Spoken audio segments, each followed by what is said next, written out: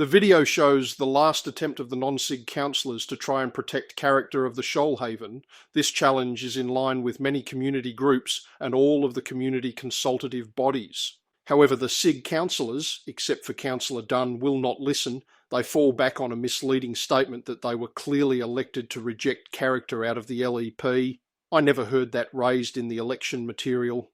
They are claiming that those that say they speak for the community do not. It is they, SIG, who were elected and properly represent all the community. Well, yes, it is correct they were elected after a very dirty campaign. But look at the detail, something SIG never wants anyone to do. Yes, they had the numbers but did not get a full SIG council. Overall, SIG candidates got 29,501 who voted SIG as first preference, but 41,855 people voted for other candidates. SIG got an impressive win, but with a total of nearly 60% voting for other non-SIG candidates.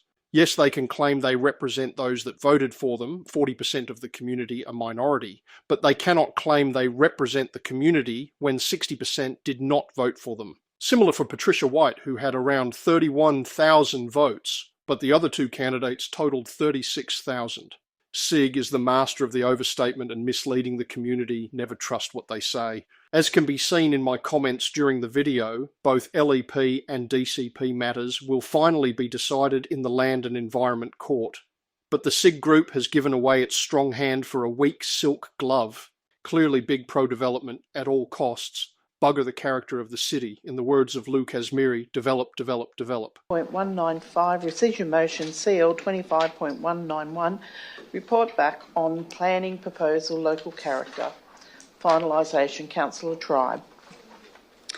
Thank you, Madam Mayor. I've lodged this rescission motion to effectively give the community an opportunity to speak. We heard last time when this was debated that a new direction is being sought. So in other words, instead of pursuing having character as part of the LEP and the higher order planning instrument, it's being significantly weakened by being proposed to go into the DCP. And we don't know what that will look like. We don't know whether that's 50 individual chapters, whether it's one chapter. We also don't know what it will include. We heard that the community have character statements already.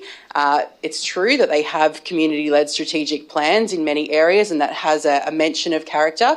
But of course, we don't adopt those as part of our planning proposal and say that's the character for that town and village. We can obviously pick that up and through a robust process that can be incorporated with the expertise of planners and get that consistency and that robust process to do that. But of course, that's time and money. So I guess there are two concerns here. The first is the weighting and the fact that this significantly weakens character as a consideration in planning, and we are at a pivotal point, I think, in our history where we get to design our future and say what is unique about our towns and villages that we want to retain before it's just carte blanche.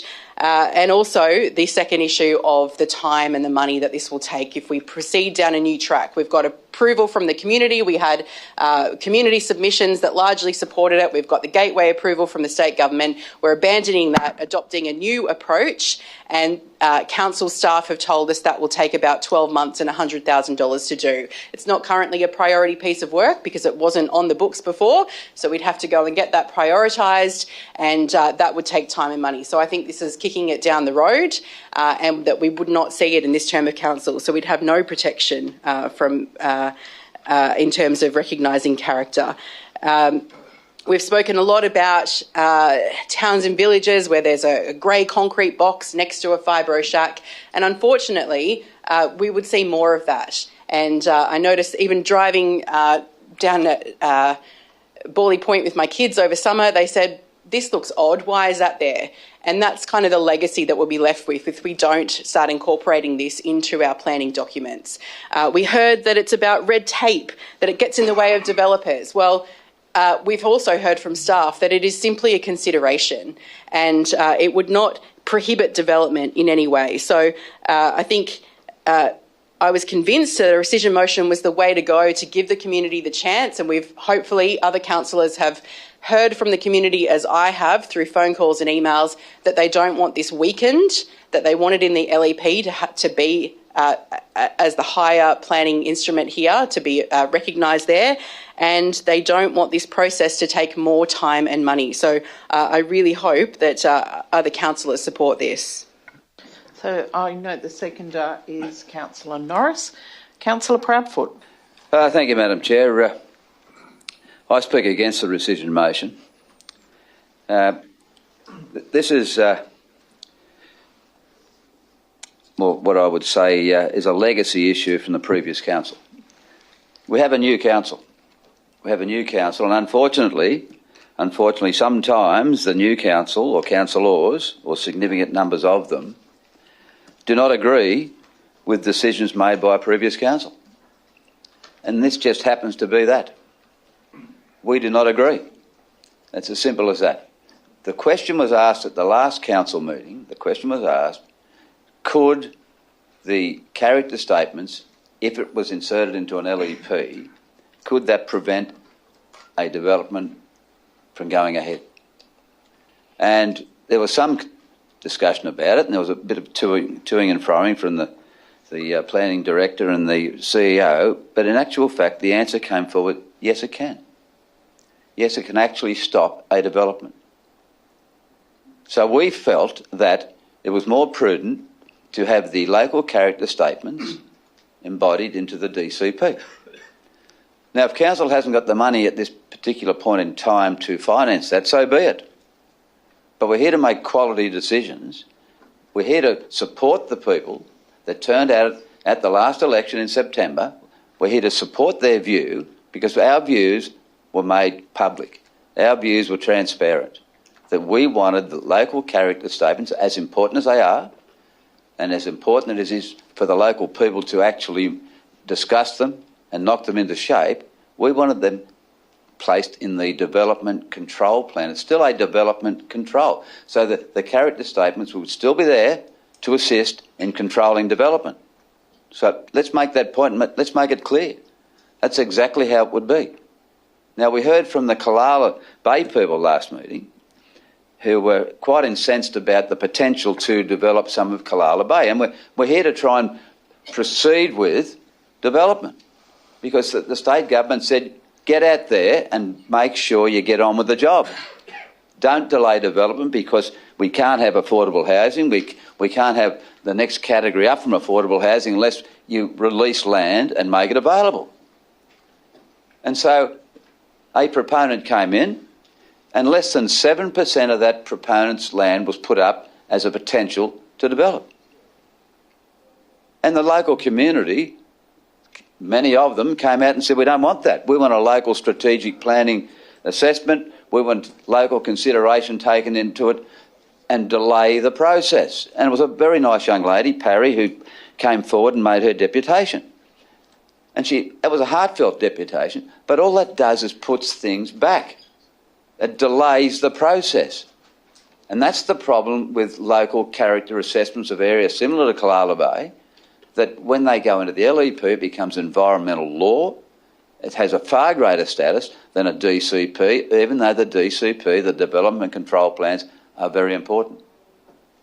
And so we came in as the new council and we said, no, we believe there's a better way, a more equitable way to do it.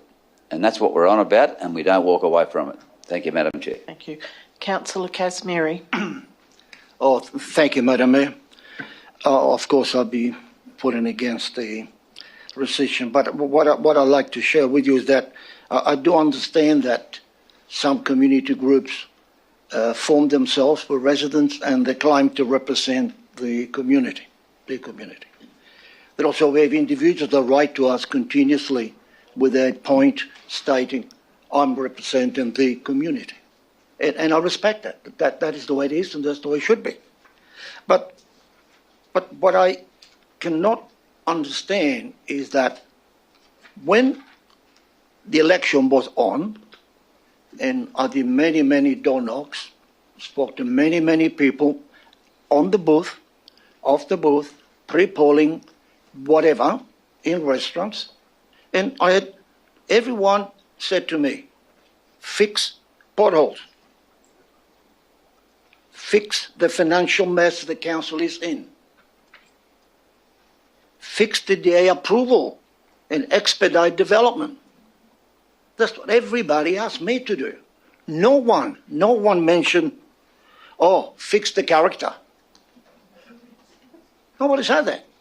Everybody wants potholes fixed and things done.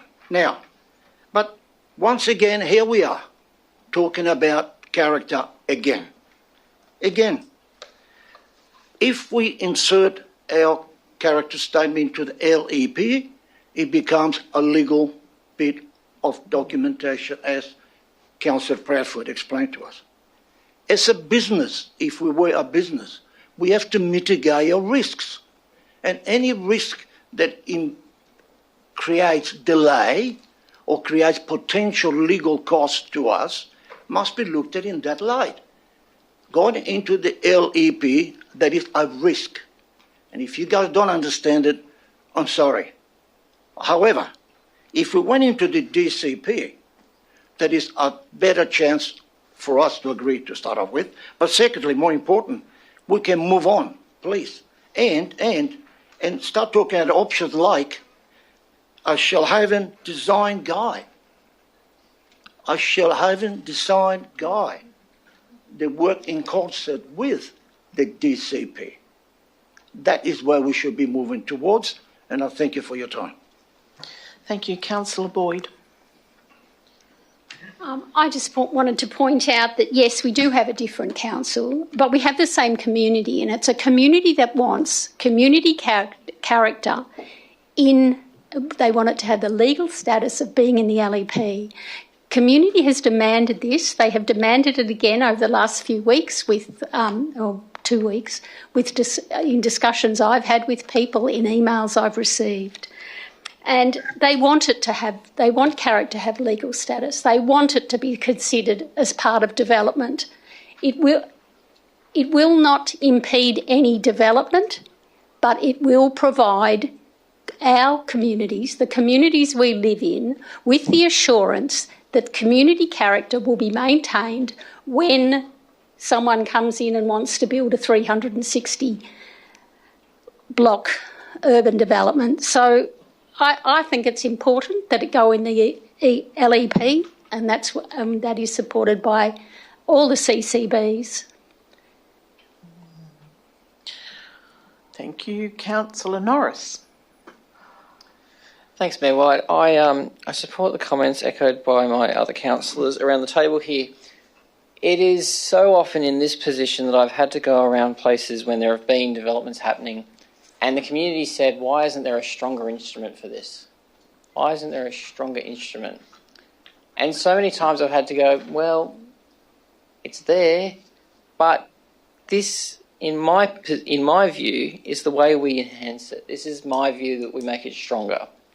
And it needs to be in the LEP, in my opinion, because that's where we can make it stronger. That's where we can use it. So I really don't... I don't think this is anti-development. This is not. This is just about making sure the community that we have, the people who love the area they live, keep that vibe. It's about keeping that vibe and making sure the Shoalhaven still feels like the Shoalhaven. In 30 years, I don't want this place to feel like Sydney. I want it to feel like Shoalhaven. And I think maintaining the character of this place is a good thing. I think we're all on the same page there. I don't think anyone's on a different page there. But I think it's the way we achieve it. And so I'd encourage all councillors, please support this, because I think this is the right way to achieve it. Right, so I've next got Councillor Johnson. Thank you, Madam Mayor. I'll be voting for the rescission motion, obviously, with my name on it. I did have a look back at last week's meeting, and to use Councillor Kemp's words, we do not want to see Legoland, and that's exactly what the character statement provides. It provides the communities an opportunity to set what their environment looks like. They do have more detailed statements in their strategic guides, but this provides us with a legal and an expectation set. The talk of red tape and delaying DAs, I find, is misinformation, because I feel that if it is in the LAP, it provides developers and those wishing to come here and make change to the Shoalhaven a clear expectation of what they need to adhere to. And with that expectation adhered to, then when it comes to council, it makes it easier for the staff, and then we as councillors would probably most likely see less DAs called in because they do not fit with our community, because the community do not want it. Enabling developers to have a head notice and prior notice of what is expected is ideal. It allows them to be prepared to set what is expected and to adhere to the character and then have their DA approved much quicker. I am in disagreement with Councillor Proudfoot because, as you know, I've always voted for the local character, and I also agree with my community, which in this note he does not. Thank you. Madam Chair. Councillor Proudfoot. Point of order. I don't know why Councillor Johnson always likes to get personal. I would never insult her or attempt to. I just find that extraordinary. Thank you. I'll note that point of order in the minutes, please. Councillor Kemp. Thank you, Madam Mayor. Yes, the people I speak to don't want this smart city housing. They don't want these big high-rise developments. And that's exactly what it's about. It's about inhibiting people to be able to build so that it fits a certain box in people's specified areas. Now, I asked at a meeting, what's going to happen to the current houses, the riverside, let's just say, to Bowery Lake, all those beautiful little current riverside 1930s cottages. I'm all for them. They're built better than what you can build today, let's be honest. And what right have you got on private property, people's land, to tell them what they're going to build there? Now, what happens when they want to go and put on some extension onto their 1930s homes? You're going to say, no, it's got to be of new design, it's got to be grey, it's got to be this, it's got to be this, got to be that. Yes, Matt, that's exactly what I'm saying. It's too restrictive, and the people that come in and look over the fence and go, oh, I don't like that house, that's ugly for my area. It's somebody's property. It's their house, their design, what they want. And it's really none of our business what character they do. There's so many different types of people. They'll build the houses they like. And I'll say it again. People don't want a Lego land of the same houses. I mean, driving through Shell Harbour, they're all grey, black boxes, black roofs. It looks like Legoland. And I'll say it again and again. My concerns are about what happens to the existing properties. No one's answered me that at all. Now, I've asked, and I want some answers, what happens to existing properties? What happens to their insurances when they don't fit the character statement? What happens to their bowel? What happens to all of that? Are they suddenly ironed out and got to update their properties at their cost because they don't fit? There's a multitude of questions, and I think it's too restrictive. And I'll be going against the motion. Thank you. So do you want the CEO to answer some of those questions, Councillor Kemp? Thank you, Madam Mayor. If you like. You can take them on notice if you like. Oh, thank you. Through you, Madam Mayor. I think I can generally answer them, and I'll ask if staff have anything further. Essentially, an introduced requirement like this to an LEP or DCP won't have an immediate effect on existing buildings or residential properties, councillors. It's upon proposed redevelopment that those provisions would come into effect. So even where there's, say, a change in BAL rating, which would be independent from the character provisions that Council's currently looking at, that doesn't require immediate upgrade to existing houses. But if there are proposed additions or demolition and rebuild, those new requirements would need to be incorporated into any new design.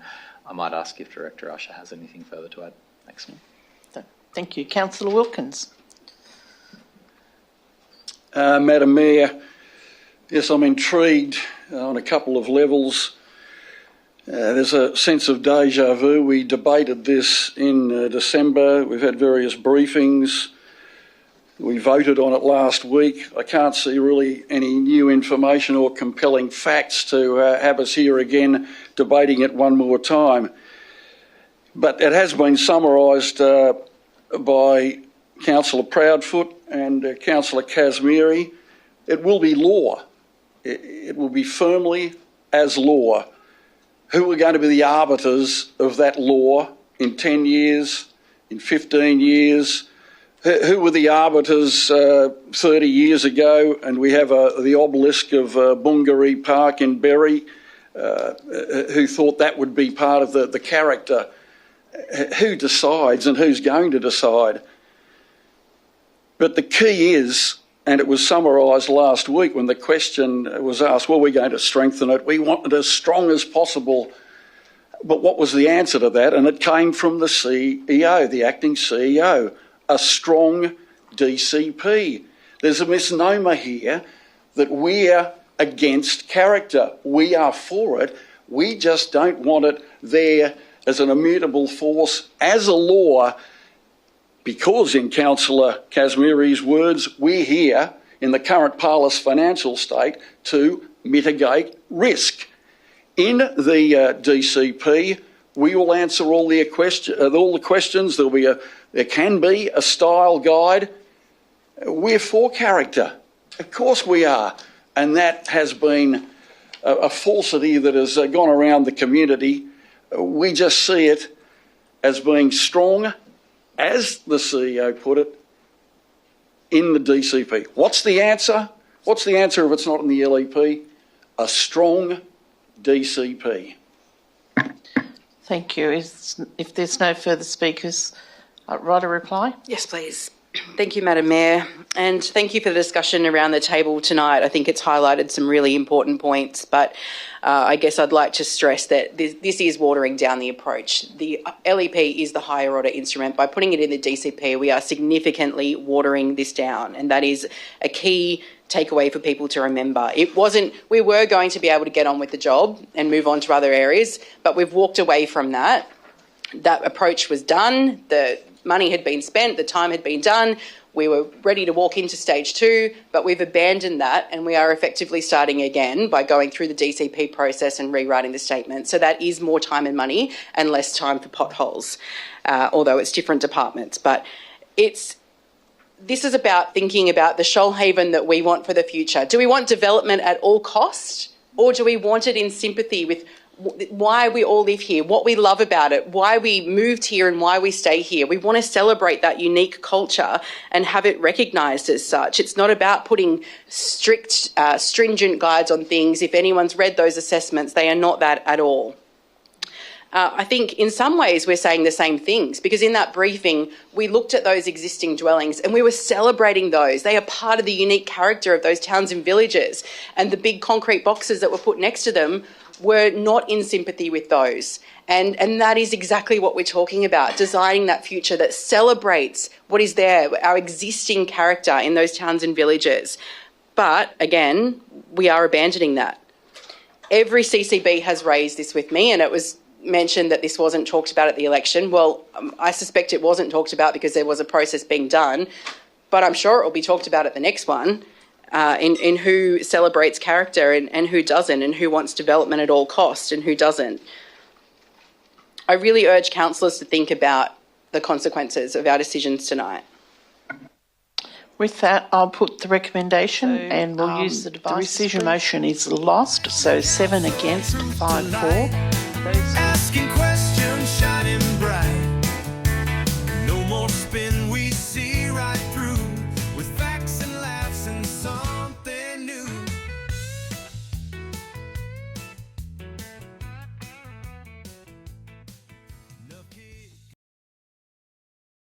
So the rescission motion is lost, so 7 against, 5 for. Those who